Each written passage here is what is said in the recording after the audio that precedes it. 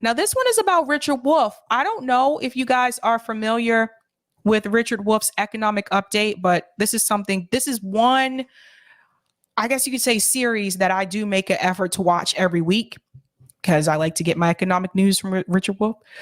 But he has two YouTube channels. He has one called Professor Richard Wolff, and he has one called Democracy at Work. The economic update series is on his Democracy at Work channel. So just got to put that out there so people don't get confused.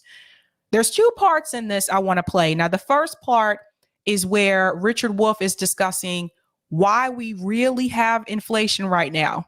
And I said, I got to play this for you guys because I really want you to hear the true story about this, because people are using other talking points, obviously. The second part that I want to show in this clip, he has a short, brief interview with Krystal talking about political shifts. And I think that's important for you guys to hear because it kind of shows you where we are politically in this country right now versus 2008 when Obama went into office. So let's go ahead and get into the first part where he talks about inflation, why we actually have inflation right now. And for those of you who have been listening to mainstream media, this is going to be different than what you may have heard on CNN, MSNBC, or Fox News. So here we go. You belong to. I want to talk about the economics of the sanctions, the effort of the West, led by the United States, to punish, that's the word they use, Russia for the invasion of Ukraine. Much of the impact on the inflation around the world that comes is not coming because of the war. It's coming to us because of the sanctions. And that needs to be understood. The sanctions begin when the... Okay, I'm going to let him finish, but I wanted you to hear that. Richard Wolff just told you the inflation that we have right now is not coming to us because of the war. It's coming to us because of the sanctions. So I wanted everyone to hear that, and he's going to go into detail. The United States and Western Europe take some of the financial reserves that Russia uses to support and back up its currency, cuts off trade, cuts off access to airplane travel, cuts off corporations, formally, informally, continuing their operations in Russia. It's a many-sided attack on the economy, basically, of Russia.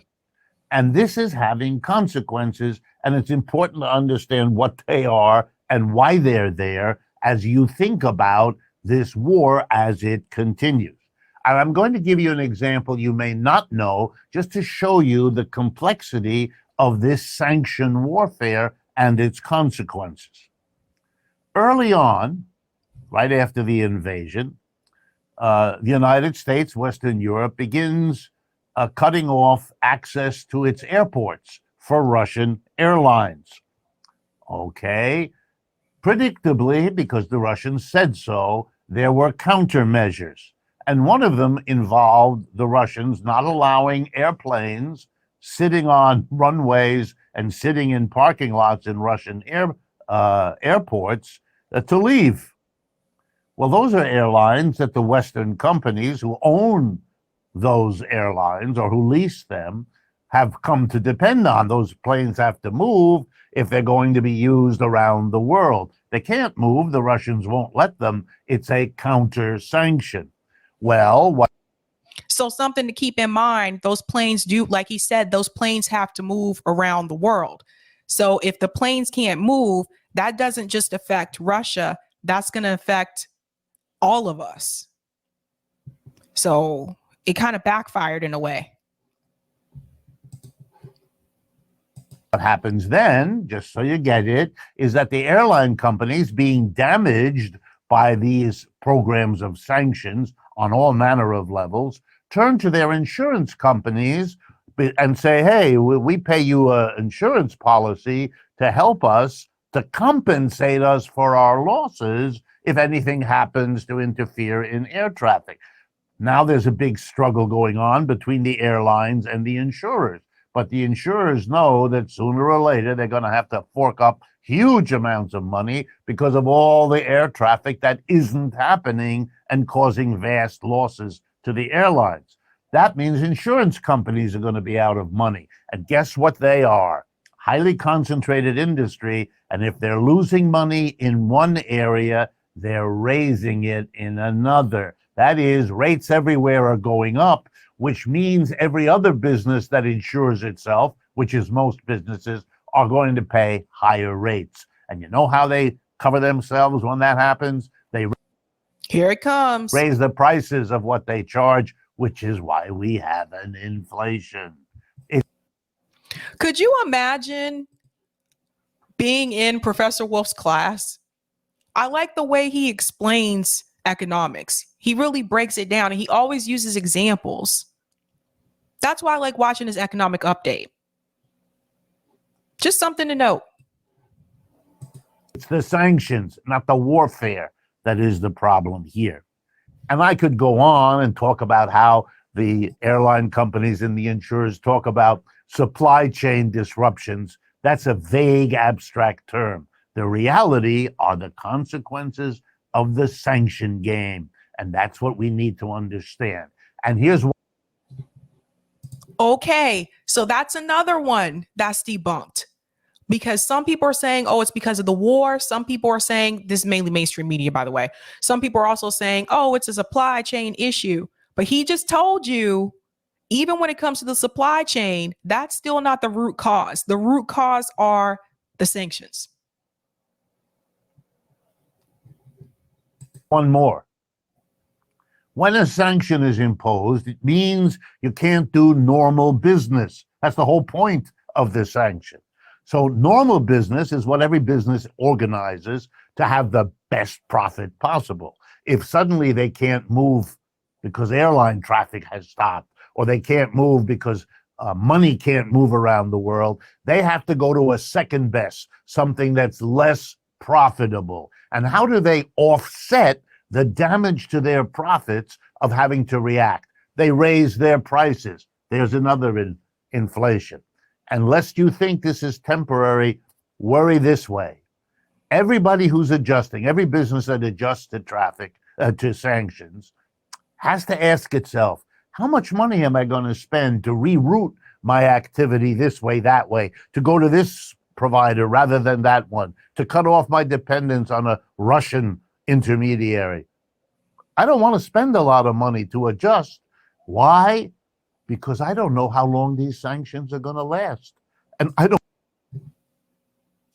See, this is something that I brought up early on when they were announcing that they were implementing sanctions. I was like, that's not going to work out for us.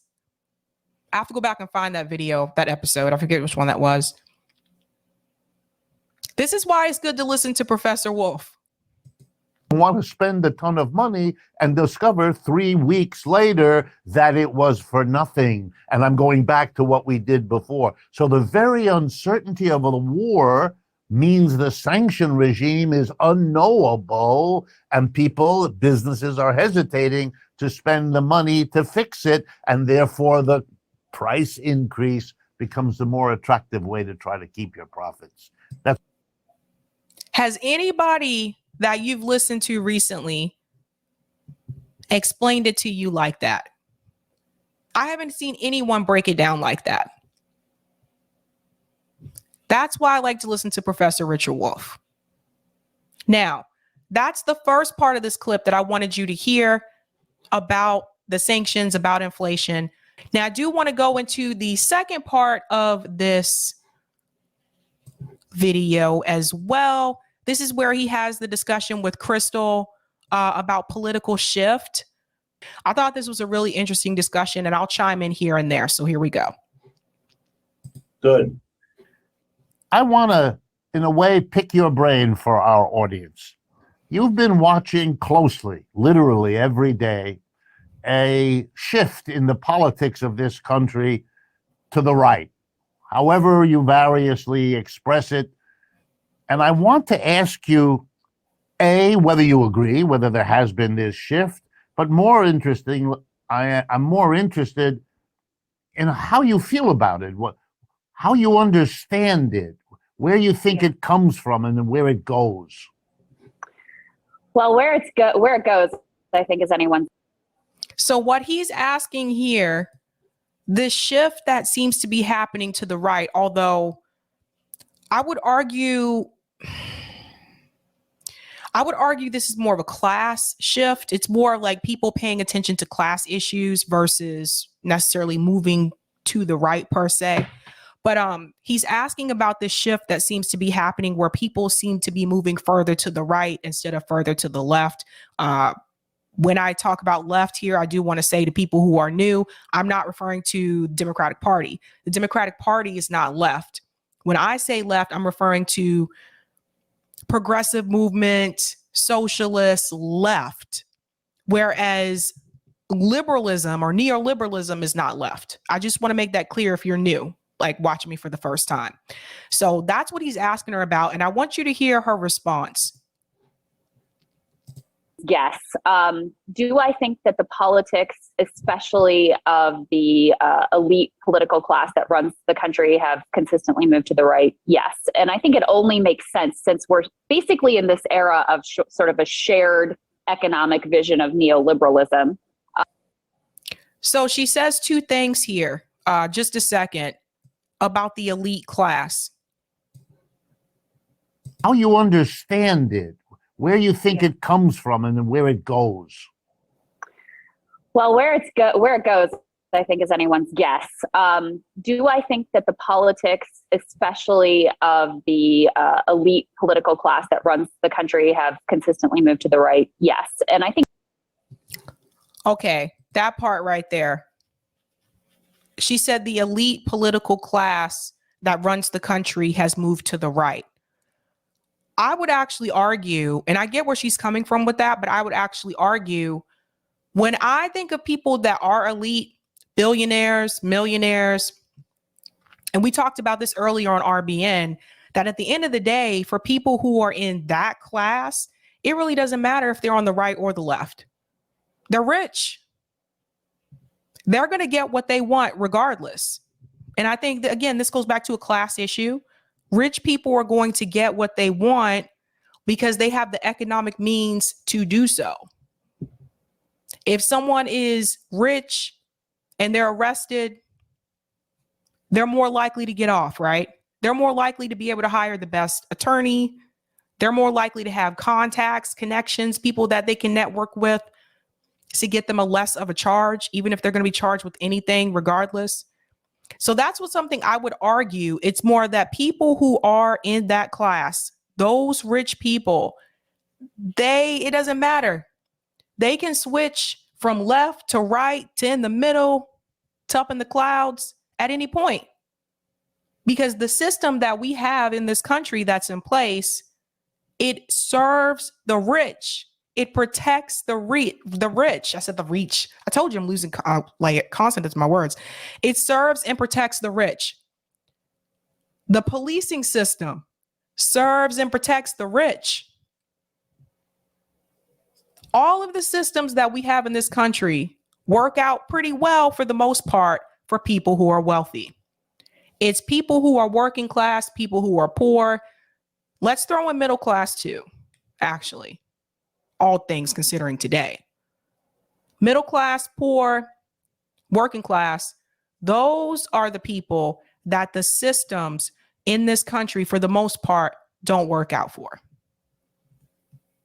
So I do want to say that I get where she's coming from, but I'd like us to not think of this just as left versus right. Whenever we bring in the term elites, I want to remind everyone that that's a class issue. And regardless if that person's on the left or the right, they're still going to be rich. So they're covered, they're protected. So I do want to mention that part. It only makes sense since we're basically in this era of sort of a shared economic vision of neoliberalism, which is fundamentally, a conservative or a right-wing ideology. And since you have both parties effectively buying into that, then it only makes. Okay, that's something that Krystal said here that I want you to pay close attention to because she's right here. Listen to this. I think, is anyone's guess.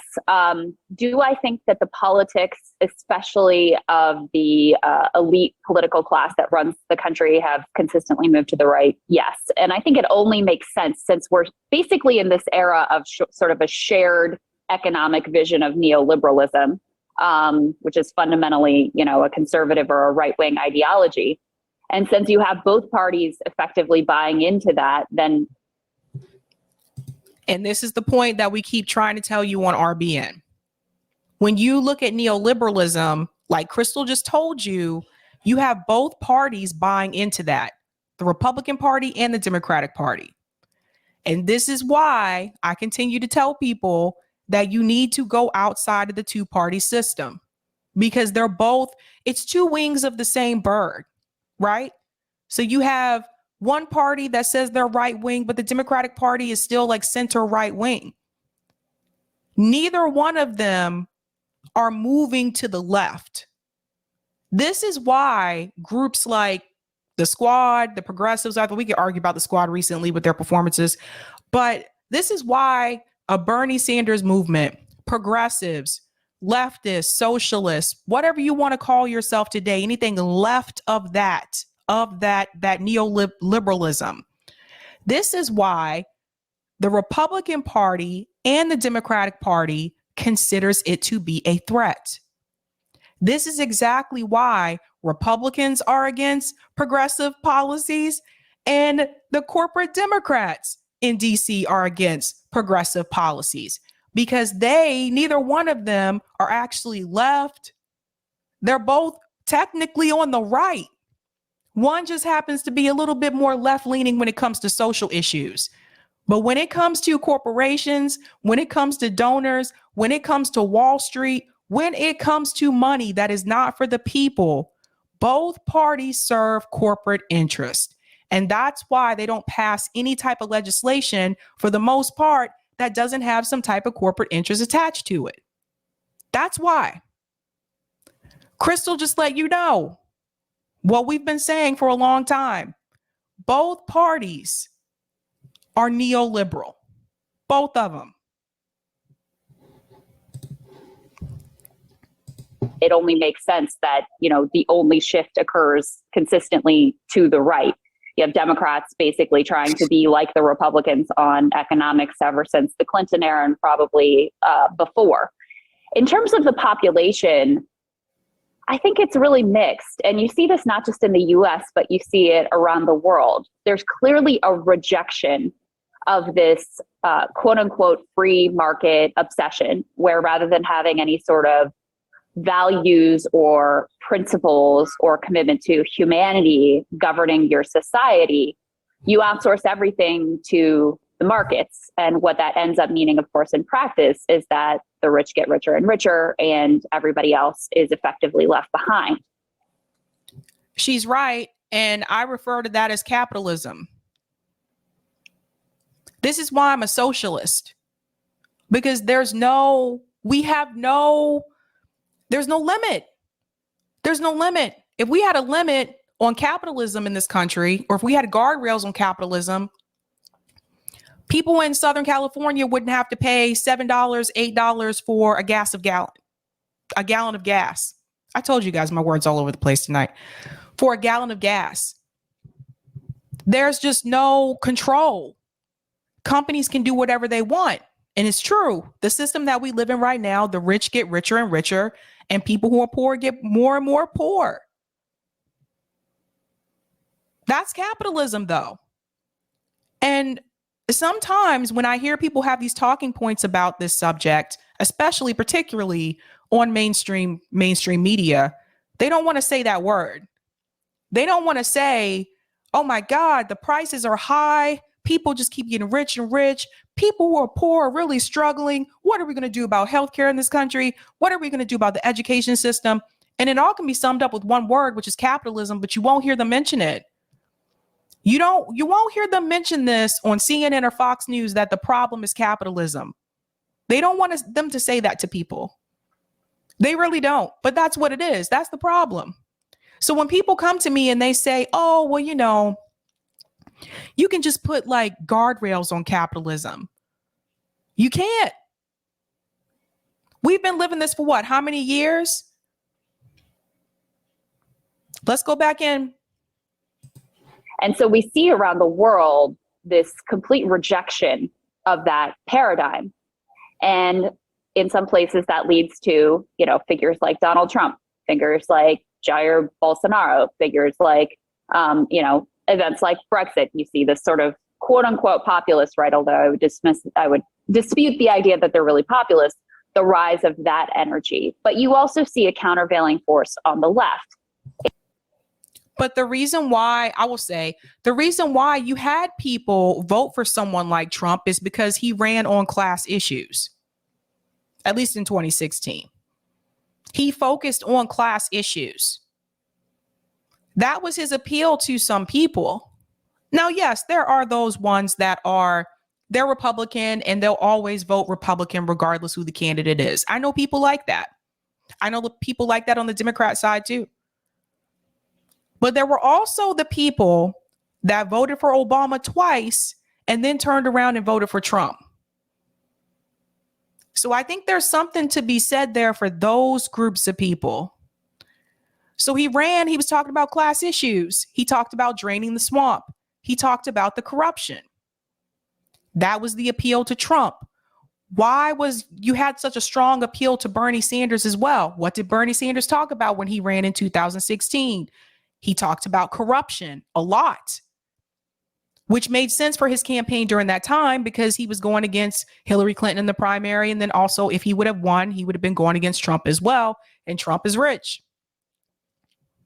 That's something Bernie didn't do for his 2020 campaign. He didn't stress the corruption portion as much as he did for the 2016 campaign. So that's why I say the 2016 campaign was the revolutionary campaign and the 2020 campaign was watered down a bit. So again, for people who want to look at this in terms of left versus right, I would ask, was it necessarily left versus right? Or was it that people were focusing on class issues? And so if you're new watching me, something I've been telling people recently is that I'm going to stop calling these issues like Medicare for all, canceling student loan debt, paid family leave, a lot of these issues that were part of Bernie Sanders' campaign. I'm going to stop calling them progressive issues because at the end of the day, these are class issues. These are issues that people who are not of that wealthy elite class actually need to happen for their lives. If you are rich, if you are wealthy, you 9 times out of 10 don't need Medicare for all. So you don't really care if that passes or not. You probably have gold-plated health insurance, just like our members of Congress, by the way. But if you're poor, if you're working class, and even for some of you that are middle class, you might need Medicare for all. Because even if you do have health insurance, it may not cover the majority of things that you need for it to cover. So I'm going to call them class issues. And I think this is the mistake that we've been making for a long time when we have these conversations. We keep talking about this as right-wing issues and left-wing issues, but the issues that were on Bernie Sanders' platform were class issues. So I think we need to do more of that. And, you talked a little bit about my bio. My politics have shifted significantly since I was first running for Congress in the 1st District of Virginia, or even when I was on MSNBC and I was a big, Democratic Party cheerleader. There now is, for the first time in my life, a real grounded critique of the Democratic Party that is sort of shared and becoming increasingly mainstream from the left. So you have these two competing factions, neither of which, certainly the left half of which, is not represented in terms of institutions of power. But yeah, and I think the only problem here, though, is that even though the Democratic Party is being heavily criticized from the left, unfortunately, because mainstream media outlets seem to have blackballed leftists from coming onto those platforms and sharing that message and that ideology, the majority of Americans actually have no idea just how many people are fed up with the Democratic Party.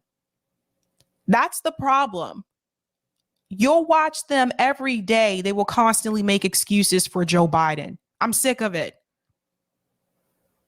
And if you are only watching CNN, if you are only watching MSNBC, it's easy to believe that narrative that Joe Biden is doing the best that he can.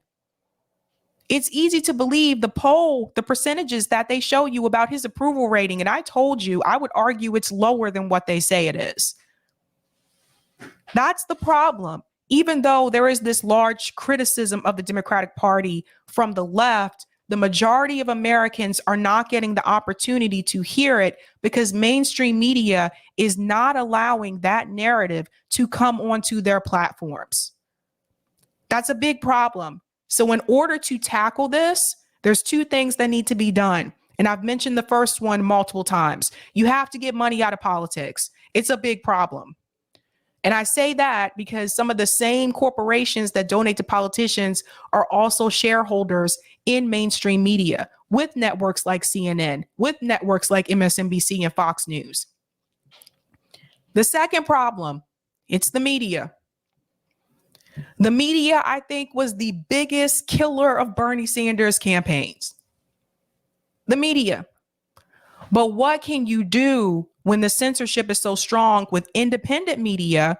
How do you get that message across to more and more people when those of us who are independent commentators and journalists, we're not being brought onto those mainstream platforms?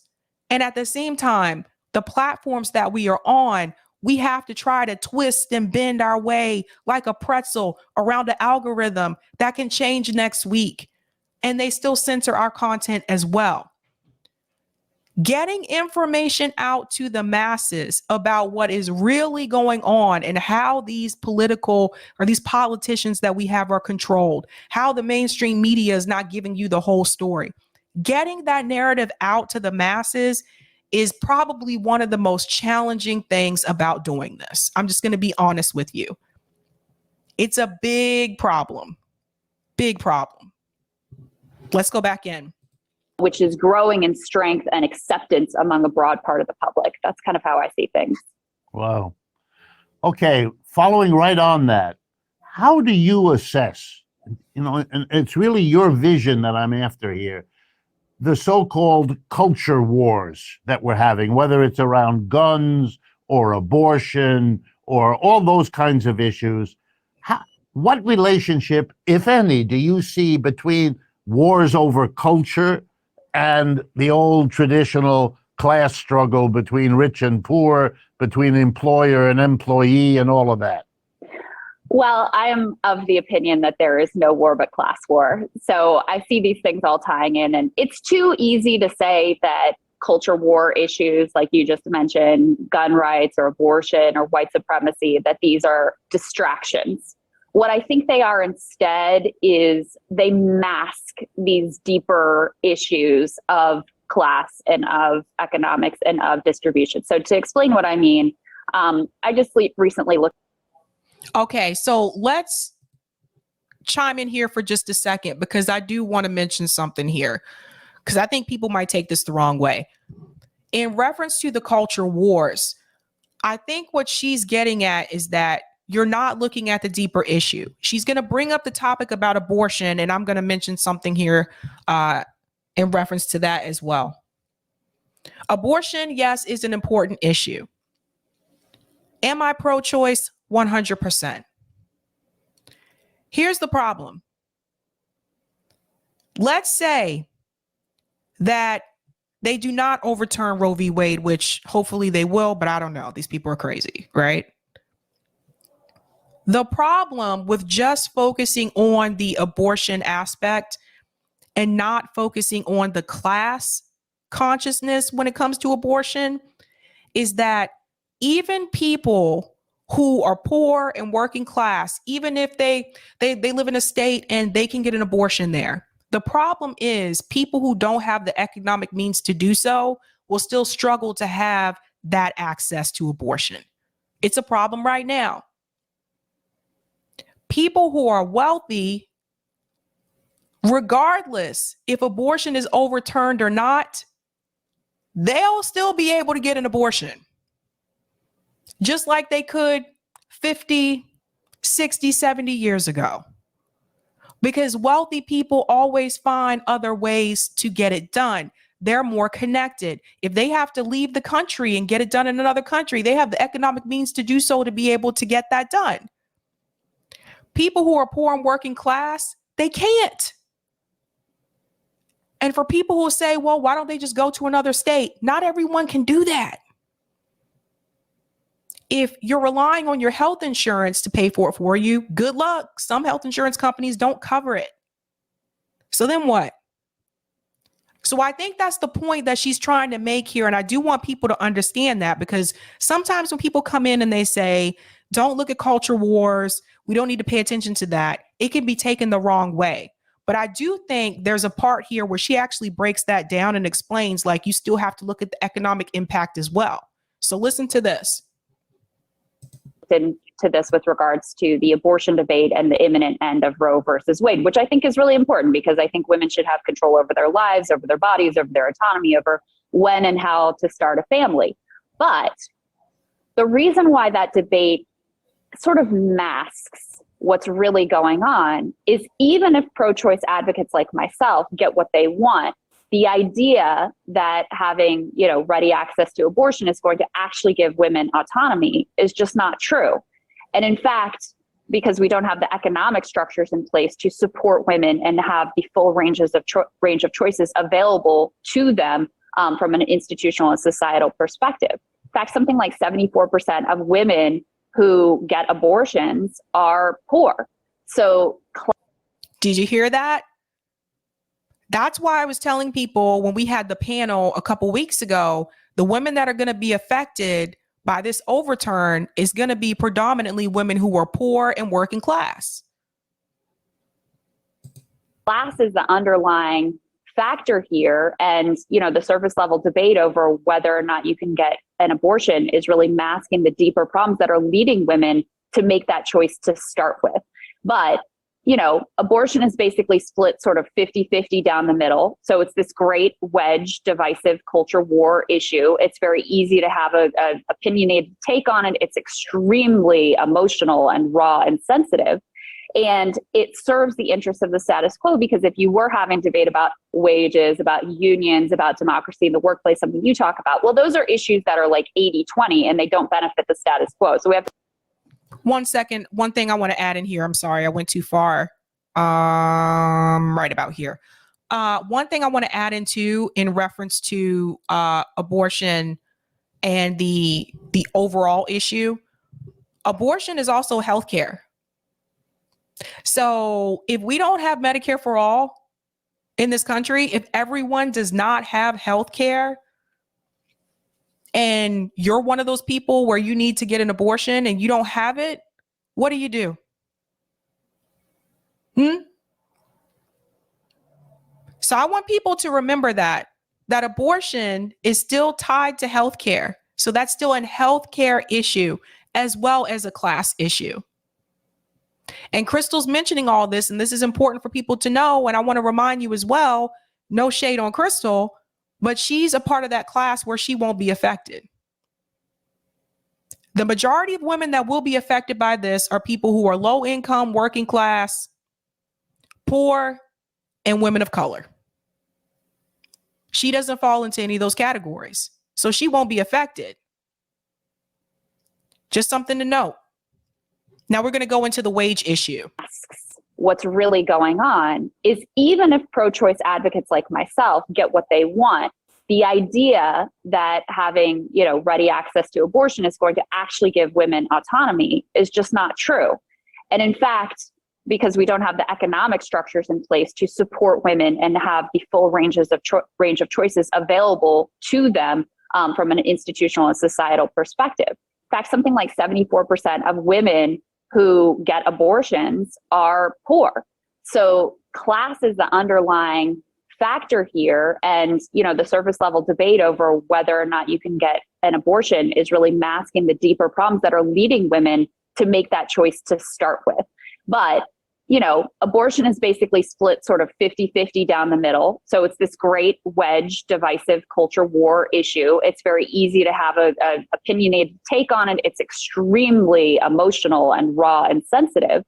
And it serves the interests of the status quo, because if you were having debate about wages, about unions, about democracy in the workplace, something you talk about, well, those are issues that are like 80-20 and they don't benefit the status quo. So we have to push those off the table. It's much easier for the powers that be to focus on things that are split 50-50 like that, like abortion, which mask deeper level problems. Right. Because labor, when she talks about that being like 80-20, I mean, let's think about it. What did Chris Smalls do? He organized the workers at the Amazon facility in Staten Island. Staten Island is a conservative town. I'm just going to keep it real with you. I used to live in New York City. I know what Staten Island was like. It's a conservative town. But when you're organizing workers, you can't just say, I'm going to organize people who are Democrat. I'm going to organize people who are conservative. You're going to try to organize as many people all together as you can to build a union and make your union strong. So that's what Chris Smalls did. He's not the only one that's done that, but that's how organizing works when you're trying to organize and start some type of a union, right? So that being said, take that same message and apply it to us in reference to a lot of these issues that we've been fighting for. When I talk about Medicare for all, I mean for all. I don't mean just for people on the left. I don't mean just for people who are part of the Democratic Party. I don't mean just Bernie supporters. It's supposed to be for all. So when people organize marches, and they have people in these marches that are organizing with them and they're speakers, and they may not be on the left, some of them may be conservative, you shouldn't have an issue with that.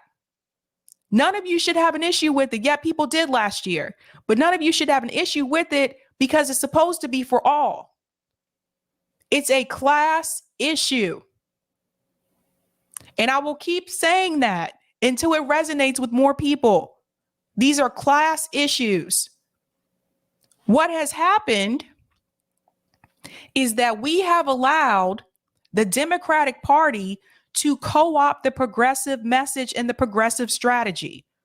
Now you have the Democratic Party on Twitter telling everyone that they are a grassroots organization. I think we all know that's a lie. Where did they get that from? They got that from Bernie Sanders' movement. They got that from Justice Democrats. This was the mistake of doing that strategy of putting progressive through the Democratic Party, because now the Democratic Party has co-opted the term progressive. They've co-opted the term grassroots. And now there's nothing left. This is why they would be so much stronger if they were to leave and go on their own and start their own organization. Just wanted to point that out. These are class issues. I want to go back to your comment about the left-wing consciousness. If I understood you correctly, you believe it is growing. Why is that? Tell us a little bit how you see that growing critique, if you like, of the traditional Democratic Party and the attempt to somehow carve out a left wing or a new left here in the United States. I think it starts with the financial crash, the housing collapse. You have the Occupy Wall Street movement. That's the spark out of that, where for the first time, you have this really visible critique of capitalism. And I think the language of Occupy got a lot of things right. The 99 versus the 1% was probably some of the best sort of framing of class consciousness that we've had, at least in my lifetime. And I want to remind everyone in reference to the Occupy movement, because I think it's important to have this reminder every now and then, that was not done through electoral politics. That was a movement with organizers and activists. I know Bernie Sanders came along with his campaign for 2016, and he some people say he took their message. I don't know if I want to go that far, but he kind of used some of those same words for his movement, right? It's about the 99%. It's about all of us against the top 1%, right? But I want to remind you that Occupy was not done. Eric, I deleted them. The other one should stay. I want to remind you that Occupy was not done through a campaign.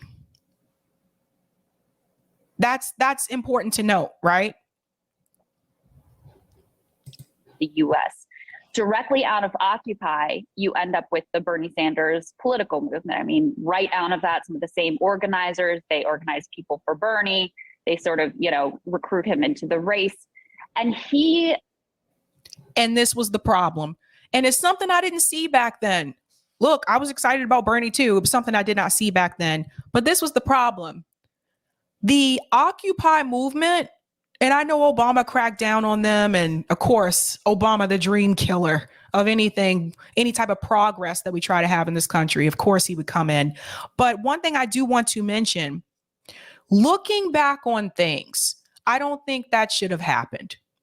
I don't think that some of the Occupy people should have went into Bernie's campaign. I don't think Bernie Sanders should have taken that message and ran it through a campaign. I think that should have remained an activist thing. I think that should have remained direct action.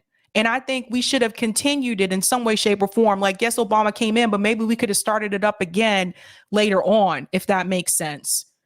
Because here's the thing. That message went into Bernie Sanders' campaign. Bernie Sanders loses the first time he runs. The message is still kind of in the air because Trump was so horrible. And people were like, damn it, we should have got Bernie. Bernie Sanders runs again. So 2 election cycles in a row. That message becomes even more powerful now, the second time around, because he reached more people and got more mainstream press, right? But here's the problem, ladies and gentlemen. When Bernie Sanders lost the second time around, he left his movement. So the message that came from the Occupy movement that was tossed into Bernie Sanders' 2 campaigns, the moment he suspended his second campaign, the energy of the movement died. And this is why I say it should have remained an outside movement. It should have never been connected to a campaign. And that's hard for me to say looking back on, because I was a big Bernie supporter. I donated a lot of money to Bernie Sanders. I went to Bernie Sanders rallies. So that's hard for me to admit. But looking back on it, we should have never put that movement into a campaign. Just my thoughts on that. Creates a permission structure for young Americans in particular to think bigger and imagine something different than the bounds of the neoliberal Democratic Party debate. And of course, this comes on the heels of the disappointments of Barack Obama and the hollow nature of the change and the hope that he ultimately promised. So you have that. And now you have something different too, which is that for the first time, again, in my lifetime, you have an energetic labor movement. You have this grassroots movement of workers saying, you know what, and this is what Chris Small said at Amazon Labor Union, we're not going to quit our jobs anymore. We're going to organize and make these jobs that. Yeah, so I do want to add something here too. As someone who is also a millennial, I have to add this in as well. I think that Obama and George W. Bush, they really screwed up a lot for millennials, for my generation. They really did. And with Obama, I can easily point to him choosing to bail out Wall Street over the American people. He tanked Black wealth. He really ruined it for like my generation. So after Obama, for me, there was no other option. Like me, like looking back on things and remembering how I was financially, I was really struggling back then. There was no other option. After Obama, I was done.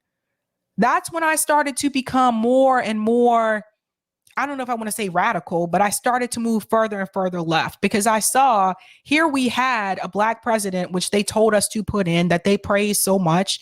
Identity politics, I fell for that with Barack Obama. So here we had that. And he still didn't do anything, not to help the people. When he was given the option to choose between Wall Street and helping homeowners who had their homes stolen from them, Barack Obama chose to bail out Wall Street, because that's who politicians in DC answer to. At the time, I couldn't understand that because I didn't really understand how money and politics worked. As I got older, obviously that changed. But I'm going to say it again. Barack Obama and George W. Bush, because the war in Iraq, you guys, both of you really screwed it up for millennials in this country. You really did. I'm going to go back into the video. Have into good jobs.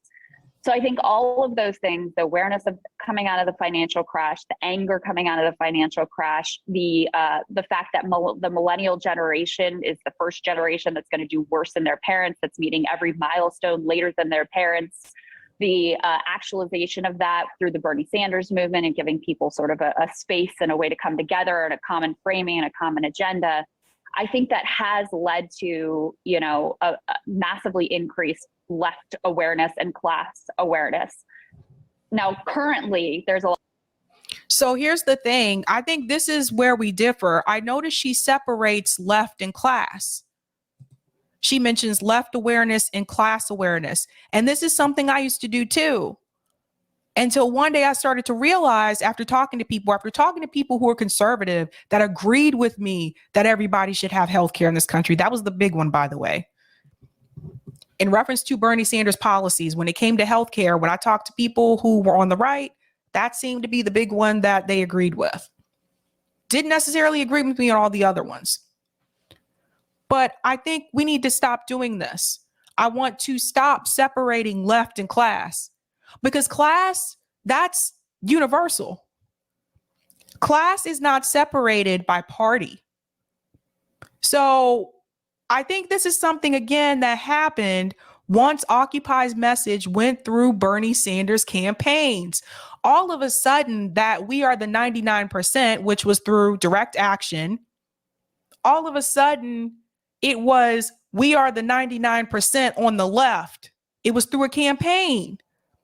So people associated those policies and those ideas with a left movement when it was originally just attached to a people-powered movement. This is how we end up making these mistakes. This is how we end up saying the left and class. No, there's no separation there. Class is universal. Just something I want to mention. A lot of splintering and there's a lot of fracturing and there's a lot of demobilization. I saw someone online say Joe Biden was basically elected to kill our political imagination and make us believe we can't do any more than what we're doing. And I think that's all true. But, that broader awakening isn't something that you can just put back in the bottle and stuff under the bed. Do you think we've gone beyond the taboo?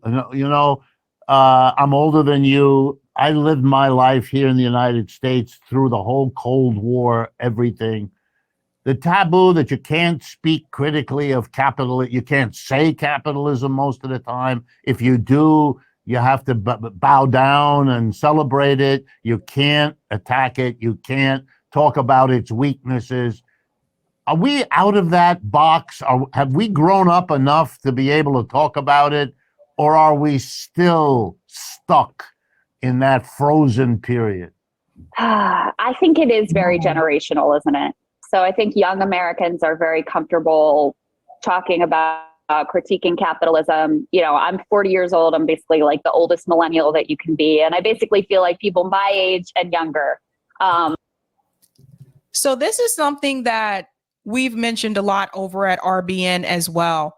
A lot of times I've noticed that when I talk about certain issues, when I criticize capitalism, there's a generational divide.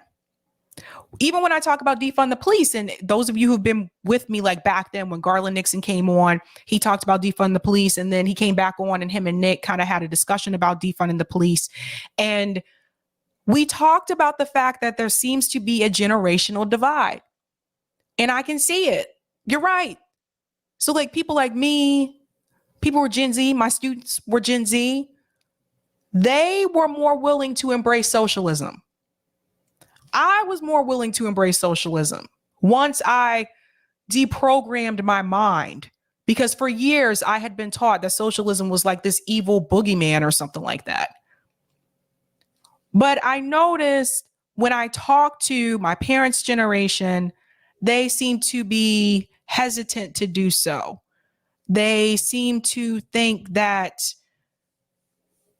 especially grandparents, they tend to think about socialism as a negative thing because historically, the things that have happened in this country, right? So for me, I think it's easier for me to adapt to change. Roger Meadows sent me something recently, and it was something I did not think about. Roger Meadows said, in reference to my generation, he felt like we are more likely to adapt to change, or we do it more so easily. And I think the reason that is because we kind of didn't have a choice. We had to. Those of you that were me and you're millennials, again, anybody who went through that '08, went through that housing crisis, those of us, I think we were probably the first generation, and Gen Xers, don't get mad at me. I think we were probably the first generation that was heavily, heavily pushed to go to college, that was heavily told that we had to in order to have a decent living. So a lot of us did that and then ended up with enormous student loan debt, even though they told us it would pay off in the end because we would be able to make an income that would pay that off. And that did not happen. So I think that that's part of it. That's a big part of it. So I do agree with her here. There does seem to be a generational divide, but we live through different times, right? Our wages didn't adjust for inflation. So what my parents were making at my age is different than what I'm making because our wages never adjusted for inflation. And I think that's important for people to know.